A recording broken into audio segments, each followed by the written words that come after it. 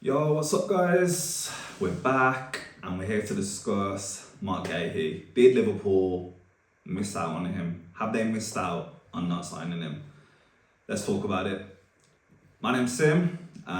It's a new channel, so I'm just gonna try and put out content as often as possible. I should also apologize as well. I'm aware that the video quality is not the best at the moment. The sound quality. I'm using my AirPods to record, and this room's a little empty, so it's a bit echoey. So bear with me. Hopefully within time I can get a mic set up, and the content will improve. So let's get into it. Did we miss out on Mark Guehi? That's the question. So as we know, City have agreed a deal today for 20 million and 300 grand in wages. I think either way you look at that, that's crazy, because 20 million for Mark Guehi is a steal. He's an England international. He's great at playing out from the back. He's quick, and I wouldn't even say he's in his prime at the moment. And I feel like, with all due respect to Palace, I think, and what they achieved last season is amazing. But I think when he's around elite players, he's gonna go up a level. But on the flip side, 300k in wages is wild.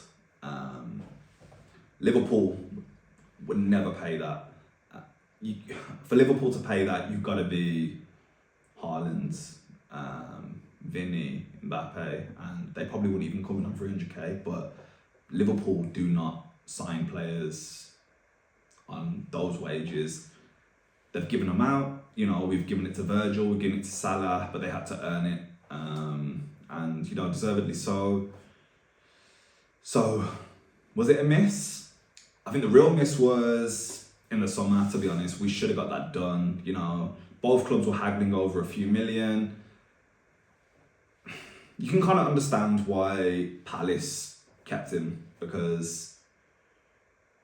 And it's wild to say this, but 20, 30 million isn't much in football anymore, especially in the Premier League. And I think they wanted to see what they could do. They've got a good squad. They've got, they just won the FA Cup. And I think they probably wanted to see if they could kick on. So listen, I'm not here to judge what other clubs do. And listen, that's their player. They're entitled to keep him. If he's happy to stay, fine. But we all know he was at the Liverpool headquarters. He thought the deal was going through. But this is typical Liverpool. Sometimes we either jump straight in or we leave things to the last minute because money. It got down to, was it the last day of the window? And we were still haggling. And then Glasner stepped in and he's basically said, look, listen, if Guehi goes, I'm going. Which, funny enough, he's announced that today as well. So take what you want from that. Listen, he seems like a good coach. What he achieved with Palace last season is incredible. And I'm actually really happy Palace won the FA Cup. They beat City. But they actually put some good performances last season. And let's be honest, they've absolutely smoked us this season when they've played us. Excuse me. But it makes you question, why did we take so long over the summer? And I think sometimes we are guilty of doing this. And this is where you got to rate City. If you're a Liverpool fan, you're watching this, you probably hate them. Listen, we've missed out to City. We missed out on the league to City, 2-3 times? And, by not winning one extra game, agonising, still haunts me, but we move. We've done well ourselves, but you got to give them credit. Like, they get deals wrapped up, and if there's an injury in the squad, if there's a gap in the squad, they get it filled quick. They wanted to improve their front line, an upgrade on Savinho or Doku, and they bought in Semenyo, who was also linked to Liverpool, but apparently we didn't fancy him anymore, or we moved too late, whatever you choose to believe. And now they've done it again with Guehi. They've had injuries in their defence, so what have they done? They've gone and signed an England international for 20 million in January. That is crazy. Listen, Palace didn't want to lose him on a free. And yeah, City have got it done. But I do think, I've heard people say it's negligence, and I do agree with them. I've said it myself, to be honest, because we're one centre-back injury away from Gravenberch playing centre-back or Endo if and when he's back from injury. Slot doesn't rate Endo, clearly. He was only using him last season for like a few cup games, to close out games. You're talking 10 minutes here and there at the end of games just to see it out. And it just makes you wonder why we bothered keeping him, because I'm sure we could have upgraded then if you didn't rate him. I'm sure club, he's put in some good performances over the last couple of years. Listen, he's not elite. We knew that when we signed him, but he's the kind of player who's just gonna get on with it. You're not gonna hear him complain. Ultimate professional, hardworking, but he didn't want to leave in the summer as well, from what's been reported. But at some point, you got to say to the lad, listen, it's a World Cup year. Yes, you're the captain, if I'm right. So you're probably going to play, but you want to be in good condition for the World Cup. And let's be honest, you're not going to play here at Liverpool. So we think you should accept this deal or explore others. And now we're possibly one injury to Virgil, Canate, touch wood, it doesn't happen, and then we're seeing Gravenberch or Endo at centre-back. And honestly, I feel like we've been here before. The year after we won the title under Klopp, we brought in Diogo and we brought in Thiago, if I'm correct. But we didn't, and I remember, I was online that summer, I was ecstatic. He's taken in all the coverage from, obviously winning the league, and the narrative from a lot of us was, let's strengthen from a position of strength, and we if I'm correct, we didn't do anything until around August, which is fine. I mean, we got the deals done, but a lot of us were saying we need another centre-back, because Gomez was getting, his injuries were playing up then, and he started that first half of the season, and then when we won it, and he was fantastic. But then he got injured. Matip was another one, injury prone, good player. And what happened? We ended up losing Virgil very early, and then injuries to Matip and Gomez, and then we had to write the season off. And we were were we top at Christmas? I'm sure we were top at Christmas. And that's what's crazy to me. It's like, you're happy to write these seasons off when we're in good positions, we've got a good squad. Yes, we look tired, but then, we were playing Henderson at centre-back some games, Fabinho, Wijnaldum, it wasn't fair on those players. Actually, no, Wijnaldum had left at that point, hadn't he? Did he leave after the title winning season? Either way, I've seen Wijnaldum play at centre-back, and we shouldn't have to do that. We should have a squad. Look, listen, we're Liverpool, we're the biggest club in England. And, sometimes I feel like we need to start behaving like it. Over the summer, a lot of us thought, we're finally acting like the big club we are. We spent silly money, but we also sold a lot. So I think the net spend was around, was it 250, which is still a lot of money. But I think a lot of us saw, by the end of the summer, our squad was actually quite thin. Not thin, but we hadn't filled out the squad in the same way maybe Arsenal have done. We sold Diaz. I was torn on Diaz going. I was happy for him to go if we replaced him, but we didn't replace him.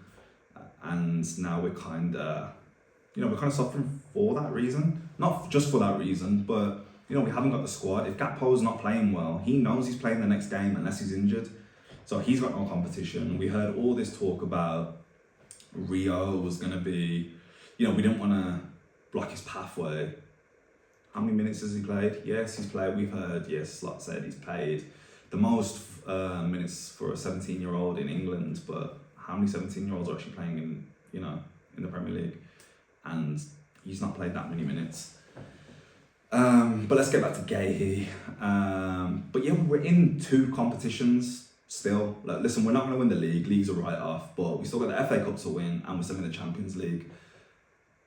why are we not doing something to win those competitions? Listen, Isak's injured. Okay, realistically, we're not going to sign another striker because then next season we're going to have 3 strikers. But what we probably could have done is signed a versatile forward that can fill in. I'm sure there was something available. Semenyo, maybe. He could play at the left, he could play on the right. And I'm sure I read somewhere that he's played a few games as a striker. I'm not saying that he should play as a striker, but he's a versatile forward. Is he the answer? I think we're about to find out as City. I mean, he started well. He scored against Exeter the other day. He scored against, was it 2 against Newcastle, the 1? I think he's going to do well. And he's probably the kind of player, a player like Wirtz needs someone. He's someone that he's going to move into space. He's quick off the mark. He's quick with the ball. He's strong. And that's what we're missing this season. We're missing 2 dynamic wingers. Salah's, we know he's coming to the end. It's sad to say. And we can't expect him to be, to keep going season after season. We've had it for, 7, 8 seasons now. So it's not fair for Mo to have to carry the burden every year. But yeah, I just feel like we've written another season off. The manager's job's in the it's not turned out how a lot of fans thought this was going to turn out this year. I think a lot of us thought, we should be able to go and retain the league. I know we won the first, 5 games, and yes, we came from behind and we scored a few last-minute winners. And people were calling it lucky. I don't think it was lucky, it was just unsustainable. Scoring goals like that isn't luck. You're doing whatever you can to score at this point, and you're forcing the issue. To me, luck's when, and I've said it before, when a ball goes in off a beach ball, for example, or maybe a deflection. We can call that luck, but the goals we will score, it's not lucky. But yeah, it just feels like we've written the season off. Like I said, the manager's future's up in the air. We've had Mo's future now be up in the air. But I always thought this was going to be his last season anyway, even when he signed the deal. I thought that it was mutually beneficial for both. Salah probably wanted to go again, 1 more season, see what we can do. And it was meant to be the first time that we'd recruited elite players for him to help him out as well. So he's not having to do everything. And is that another thing? Like, I've seen that narrative online as well. Is the reason we haven't gone in for any players now because slot days are numbered and they don't want to sign any players that the new manager or possible new manager doesn't want? I don't know, because we know how it is now with these sporting directors. Yes, the managers get a say or the coaches get a say, but it ends up being a joint decision, doesn't it? And this is why you see a lot of coaches and sporting directors butting heads because they can't agree on the players that they want. And then the fans are left wondering whose choice was it then to bring in players. But I think sometimes you can tell, like Chiesa was definitely a Hughes signing. It was under Hughes, wasn't it? I don't know, man. It all feels a bit messy right now, to be honest, and it is concerning because I think sometimes Liverpool have imposter syndrome, and it's crazy to say because everyone knows how big Liverpool are, and I feel like sometimes maybe Liverpool fans, some sections of Liverpool fans maybe forget that this isn't the 90s anymore, or the late 90s where we just weren't doing well. And listen, we're winning, we're being successful. It's time to act like a big club. I'm not saying go spend stupid money, but we should be competing every year. And listen, no club has a God-given right to compete, no matter how big you are. We know how big Liverpool is. Listen, I've travelled all over the world, and no matter where I go, I see Liverpool shirts. To be fair, I see United shirts, and of course Madrid, Barca, Bayern. And you do see, shirts of other clubs as well, but I'm just saying that no matter where you go in this world, you will meet a Liverpool fan. And and that shows the size of what we are. And I would love for us to just be ruthless sometimes. It's, I don't like the way City do business in terms of, because we don't know if they're bending the rules or not, but I like the way they act fast. And until they're proven guilty, they're moving smart, and whether we like it or not, like that's the facts. And yes, they've spent crazy money, but so has every other club. And to be fair to City, they do sell well as well. And this is the thing: if you're successful, you can sell your players for better money. You get a better return on your, not a better return on your investment, but you can still get a decent feedback for some of the players. We've seen them do it. We saw them do it with Alvarez, but I still can't believe they sold him and they replaced him essentially with Mamouche. But yeah, enough about City. But yeah, so should sporting directors then become, should they come under the spotlight more? Because we know how important they are to clubs now. They're almost they're almost announced like managers these days. It's breaking news when a club's got rid of a sporting director or they bring in one in. So should they have to answer to the media? At least address the fans, because they're essentially the managers these days, and the coaches are just the coach. It's very rare that you see. I think we're seeing less and less actual managers. We're seeing more coaches now. Whereas back in the day, managers were doing pretty much everything, sporting director's role, until sporting directors were a thing. And that's not to say sporting directors are bad, by the way, but should they come out and address the fans, have press conferences now and then and answer questions, address why a club's failing, issues around transfers, budgets, all that sort of stuff, because fans want to know. Listen, and we don't want to be accountants, but football's turned us into accountants, and that's just the way the game's gone now. And we always talk about Michael Edwards being a genius. Listen, he's done a great job for Liverpool, and if rumours are to be believed that him and Klopp started to butt heads, there were disagreements over transfers, and Klopp wanted this player, Edwards wanted this player, and at the start it worked well, and they would consider each other. But as it kind of went on, I think Edwards started to get sick of Klopp, if rumours are to be believed. But he's been here before where we've written off seasons. This isn't the first time. And I thought this is where someone like him needs to come into the spotlight and be questioned. I think it's fair. Like, the fans have got answers, because we have been left short this season. Diaz wasn't replaced. We needed a centre-back. And we arguably needed another midfielder. And maybe we're being greedy. Listen, but I don't think we are. No, we're not, because we sold players in the summer and we didn't increase the size of the squads. But all of a sudden, we might need a new right back in the summer, 2 to 3 centre backs, a left winger, at least one, a right winger, a centre midfielder. Like, you're talking another 7 players in the summer, and it's probably not realistic. It's crazy. And I think sometimes it does make me wonder, and I questioned this over the summer when I saw our spending. Because it caught me off guard. I thought, okay, Verts, okay, going in big for him, but does that mean we're done after we sign him?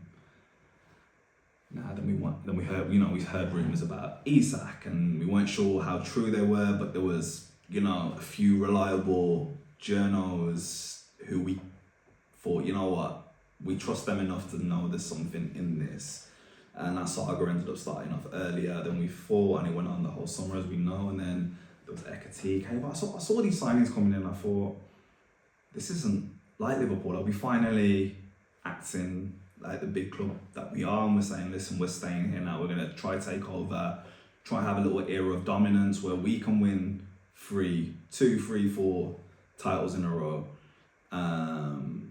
And that's easier said than done, but at the end of the day, that's what you want to try. Like, listen, I'm envious of my uncles who got to see Liverpool in the 70s and 80s winning absolutely everything. And then I was born in the 90s and saw us win, cups throughout my life. And, that was cool. But I want an era of dominance. But yeah, I started to question FSG. I'm just like, what's their plan for Liverpool? Do they see themselves here in the next 3 to 5 years? Or are they going to look to sell? Because we know they're seriously interested in that Las Vegas franchise for the NBA. And we know LeBron's one of their partners. And if I'm correct, LeBron's been promised a franchise when he eventually retires. And it makes me wonder, are they here for the long term? So, was their plan to invest heavily this year, hope that we can win more trophies, Liverpool's value increases, and then when it's time to cash out in the next 3 to 5 years, they're winning regardless, considering what they bought us for and what we're worth now. But these are savvy businessmen. What we saw, Trump calling out John Henry, or bigging John Henry up in one of his press conferences. But we know they're smart businessmen, and at some point I think they will sell. And touch wood, when inevitably they do sell, hopefully we get sold to the right people, because I would hate to be in a position that Chelsea are in, or United. And this is the thing, sometimes I'm torn, because I think FSG have done a good job, but I do think they've let us down. There were seasons under Klopp where I thought, a little bit more investment and we probably could have nicked the title ahead of City. We missed out on the league twice by, a game. We missed out on the quadruple by 2 games, essentially. And you always just wondered, maybe an attacking midfielder, a midfielder that was going to get you goals, would that have just taken us over the line? And I always said that was probably the difference between Klopp's Liverpool and Guardiola's City, that they had goals from midfield and their attack. But yeah, I've kind of gone off track a little bit here, but I do question, what are FSG's intentions? Are they here for the long term now? Or are they just trying to maximise what they can kind of get from Liverpool, and then it's time to sell? Because we've got a lot to do this summer. Like I've named that, we're easily going to need 5 to 6, 7 transfers. And I just really feel like we missed out on not getting Guehi. I'm frustrated because he's gone to a rival. We might not be competing with them this year, but over the years we have competed with them, and we've allowed another team to strengthen. And I understand that we weren't gonna give him 300 grand, but I just refuse to believe that we couldn't have got the deal done in the summer if we wanted to. I feel like we waited too long, and that's why we're here right now. And there's a number of reasons why we're in this position. We've had a lot of fresh faces, but ultimately we kind of let ourselves down. That's sporting director, the manager, the players. They've all let themselves down, and they've let the fans down. And it's just frustrating. I saw the news earlier today, and my head was hot. It was gone. Obviously it's been a good few hours now, and I've calmed down, and I thought, okay, we weren't going to spend the 300 grand, but then what are we going to do then? Because like I said, we got 2 cup competitions left. We should be attacking them. We've had a shit season. We can't write the season off. There's still 2 cups to play for. We should be doing what we can to win them. Okay, the FA Cup, it's not as prestigious as it once was, but listen, it's still a cup. If we get top 4 in the FA Cup this season, you could say, the season's been saved. It's not been a great season. We've not enjoyed the season, but you know what? We had a good day out at Wembley, and we won a cup. And the Champions League, listen, this is Liverpool. Why are we writing off the Champions League? In terms of English clubs, this is our cup. So, yeah, I really don't think we should be writing that off, and I feel like we should be attacking it, and that's what pisses me off, I think, because City have just gone out and thought, you know what, we're 6 points behind Arsenal. We got a couple of injuries. Tell you what, let's go get Mark Guehi and let's go get Antoine Semenyo. Is that going to guarantee them the league? No, but I tell you what they're doing what they can to ensure they can keep pressure on Arsenal. 6 points is nothing. Listen, we've been chased by City before and we know 6 points is not much. And to be honest, 6 points isn't much against in a title race at all, because it only means that you've got to beat whoever's in first place, and now there's 3 points, and 3 points can be dropped anywhere. And that's why you've got to give them credit, and that's just what annoys me so much. It's just like, we should be going for the Champions League. Like, that's a non-negotiable. Are we good enough to win it? No, but who's to say that the best team in Europe does win the Champions League every year? Like, I've seen a piss poor Liverpool team win the Champions League in 2005. Listen, we weren't the best. We weren't good at all. Like, and if you look at the Milan team we came up against, they were superstars. And you know what? We had players that performed beyond belief that night. And you know, Gerrard performed at a level that we know that man could perform at. So he's a superstar in his own right. But realistically, he's probably the only superstar on in our 11 that night. We've seen a bad Chelsea team win the Champions League. We've seen 2 bad Chelsea teams win the Champions League. Who else? I mean, these Madrid are Madrid. They got superstars and they can perform in these one-off games. You know, they might not have won their league particular seasons, but they can turn up in the Champions League. That's their competition. It's frustrating. And I really hope, from what we're led to believe, we're not going to do anything now and for the rest of the window, and it seems like we're going to wait it out. And it does make me wonder, does that mean Slot's not going to be here in the summer? Are we waiting for the summer now and we get our new manager and we sit down and discuss new transfers, but then we've got the World Cup as well, so it's going to be a little bit slow getting deals done over the line. I don't know. You guys let me know what you think. So I'm actually going to do a video on Slot. Is he leaving? Potential replacements. I think we're all resigned to the fact that he's probably not going to turn the season around, and I think the club have probably realised it as well, and maybe that's why they're not backing him in January. It's sad that it's going this way, but yeah, I've got a video coming out where I'm going to talk about that. I've got a video coming out where we're talking about other possible targets for the summer. But yeah, I'm going to start pushing out way more content now, guys. I hope you got this far into the video. Like I said, I am going to improve on this whole content thing. I know the audio's not the best, so I'm going to get a microphone ordered. And yeah, I hope you guys stick around. Please get some likes in, share, subscribe. All the best, and I'll see you soon.